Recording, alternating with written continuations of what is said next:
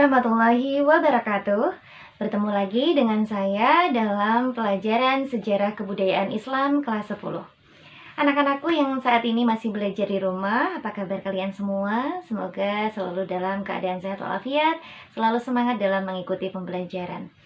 Nah, anak-anakku semua, setelah kemarin pada video pembelajaran sebelumnya kita telah membahas tentang substansi dan strategi dakwah Rasulullah periode Makkah. Kali ini kita akan melanjutkan kepada materi selanjutnya, yaitu peristiwa-peristiwa penting dalam dakwah Rasulullah Shallallahu Alaihi Wasallam periode Makkah. Jadi siksaan terhadap kaum muslimin bermula pada tahun keempat kenabian. Awalnya siksaan itu tidak terlihat begitu keras jadi masih lunak. Namun seiring berjalannya waktu, kaum kafir Quraisy semakin gencar melakukan penyiksaan dan memuncak hingga pada tahun kelima kenabian. Nah, selain penyiksaan yang dialami oleh kaum muslimin hingga berujung perintah melaksanakan hijrah, beberapa peristiwa penting juga terjadi selama Rasulullah SAW berdakwah di Mekah. Nah, apa saja peristiwa-peristiwa penting tersebut? Yang pertama yaitu hijrah ke Habasyah. Yang kedua, peristiwa Amul Husni. Yang ketiga, peristiwa Isra Mi'raj. Dan yang keempat adalah hijrah ke Yasrib. Yang pertama yaitu hijrah ke Habasyah. Jadi hijrah ke Habasyah ini merupakan hijrah pertama yang dilakukan oleh kaum muslimin. Dan saat ini negeri Habasyah ini dikenal sebagai negara Ethiopia, sebuah kerajaan di daratan benua Afrika. Hijrah ini dilakukan atas perintah Nabi Muhammad SAW demi menghindari penyiksaan dan juga penindasan yang dilakukan oleh kaum kafir Quraisy.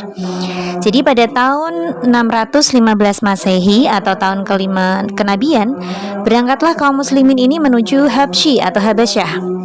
Nah, rombongan yang pertama dipimpin oleh Utsman bin Affan dan membawa rombongan sebanyak 15 orang yang terdiri dari 11 orang laki-laki dan 4 orang wanita. Kemudian disusul rombongan yang kedua yang dipimpin oleh Ja'far bin Abi Thalib yang berjumlah hampir 100 orang. Kedatangan kaum muslimin ke Habsyi atau ke Habasyah ini diterima dengan sangat baik oleh Raja Najasyi Jadi Raja Najasyi ini merupakan raja di negara Habsyi atau Habasyah. Di sana kaum muslimin mendapatkan perlindungan dan juga bantuan bahan makanan. Nah, karena perlakuan yang sangat baik oleh Raja Najasyi ini terhadap umat Islam, membuat kaum kafir Quraisy ini sakit hati. Lalu bagaimana? Mereka mengutus 2 orang utusan, kaum kafir Quraisy ini mengutus 2 orang utusan, yaitu Amr bin As dan juga Abdullah bin Robi'ah untuk menghadap Raja Najasyi. Tujuannya untuk apa? Yaitu kedua utusan tadi meminta agar Raja Najasyi ini mengembalikan kaum muslimin kepada mereka. Namun bagaimana reaksi Raja Najasyi saat itu? Yaitu Raja Najasyi tidak mau memenuhi permintaan utusan tersebut sebelum mendengar keterangan dari kaum muslimin. Lalu setelah mendengar keterangan dari kaum muslimin, justru Raja Najasyi ini menjadi lebih bersimpatik pada kaum muslimin. Nah, akhirnya karena tanggapan yang begitu baik dari Raja Najasyi, kaum muslimin mempersiapkan rombongan untuk berhijrah ke Habasyah dengan jumlah yang lebih banyak, yaitu 83 orang laki-laki, 11 orang wanita Quraisy dan 7 orang wanita asing. Akan tetapi hijrah yang kedua ini lebih berat tantangannya karena berbagai cara dilakukan oleh kaum kafir Quraisy untuk menggagalkannya. Peristiwa penting selanjutnya yaitu Amul Husni. Amul Husni yaitu peristiwa tahun duka cita yang dialami oleh Nabi Muhammad SAW. Nah, Amul Husni ini terjadi pada sekitar 619 Masehi atau tahun ke-10 kenabian.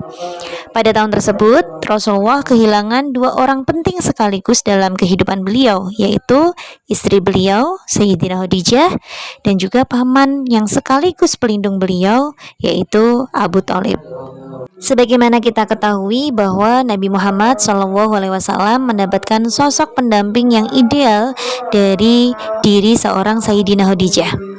Salah satu yang paling istimewa yaitu pada awal pewahyuan Al-Quran, yaitu saat itu turun wahyu Al-Mudaththir ya, ayat 1-7.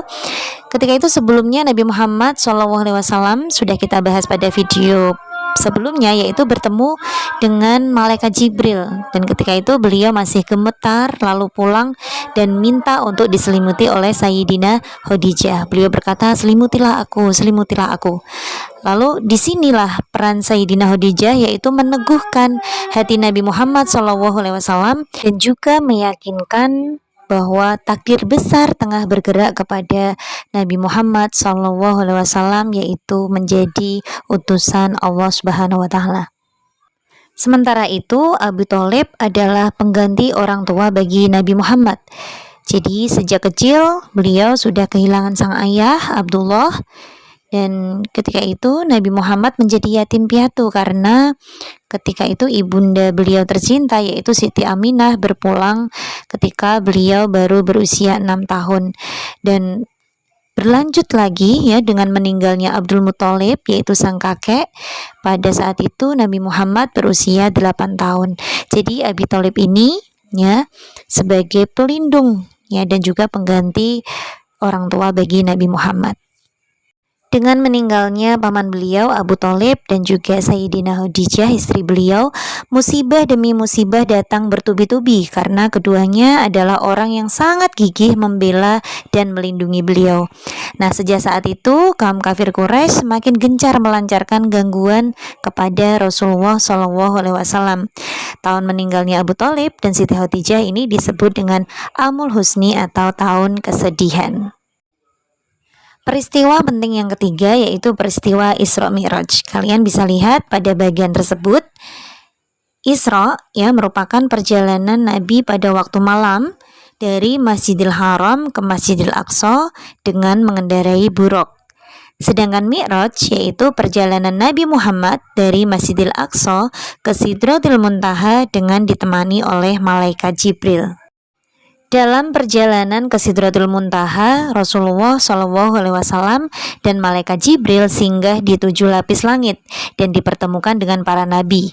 Di langit pertama bertemu dengan Nabi Adam, di langit kedua bertemu dengan Nabi Yahya dan Nabi Zakaria, di langit ketiga bertemu dengan Nabi Yusuf, kemudian di langit yang keempat bertemu dengan Nabi Idris, di langit yang kelima bertemu dengan Nabi Harun, di langit keenam bertemu dengan Nabi Musa, dan di langit yang ketujuh bertemu dengan Nabi Ibrahim.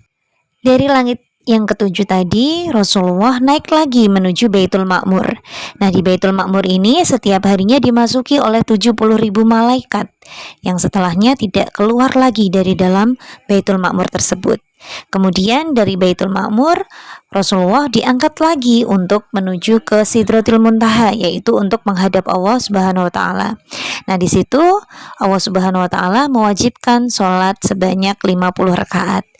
Setelah itu Rasulullah turun dan bertemu dengan Nabi Musa alaihissalam, dan beliau bercerita tentang perintah sholat 50 rakaat tersebut. Lalu Nabi Musa berkata, sesungguhnya umatmu tidak akan sanggup melaksanakannya, sehingga Rasulullah meminta keringanan kepada Allah Subhanahu wa Ta'ala sampailah ya yang terakhir yaitu perintah untuk melaksanakan sholat menjadi sebanyak 5 waktu dalam sehari. Peristiwa penting yang keempat yaitu hijrah ke Yasrib. Jadi setelah peristiwa Isra Mi'raj, ada satu perkembangan besar bagi kemajuan kaum muslimin yang datang dari penduduk Yasrib. Mereka melaksanakan ibadah haji Mekah yang terdiri dari suku Aus dan juga suku Khazraj. Pada musim haji selanjutnya terdiri dari orang-orang Yasrib yang berjumlah 73 orang. Dan atas nama penduduk Yasrib, mereka meminta kepada Rasulullah untuk berkenan pindah ke Yasrib. Mereka berjanji akan membela Rasulullah dari segala macam ancaman, dan kemudian Rasulullah menyetujui Baiat Aqobah II setelah pada tahun ke-11 kenabian menyetujui adanya Baiat Aqobah yang pertama. Anak-anakku semua, setelah kalian ikuti video pembelajaran tentang dakwah Rasulullah periode Makkah, saya punya 2 pertanyaan untuk kalian. Yang pertama, coba kemukakan pendapat kalian tentang dakwah Rasulullah periode Makkah, lalu bandingkan dengan cara dakwah para ulama zaman sekarang. Yang kedua, maraknya penggunaan media sosial membuat aktivitas dakwah juga bisa dilakukan melalui media sosial. Nah, menurut kalian sejauh mana sih peran atau fungsi dari media sosial berpengaruh terhadap aktivitas dakwah? Kemukakan pendapat kalian pada komentar di bawah ini, silahkan tulis ya. Saya akhiri pembelajaran kita pada pagi hari ini. Wallahu a'lam bishawab. Assalamualaikum warahmatullahi wabarakatuh.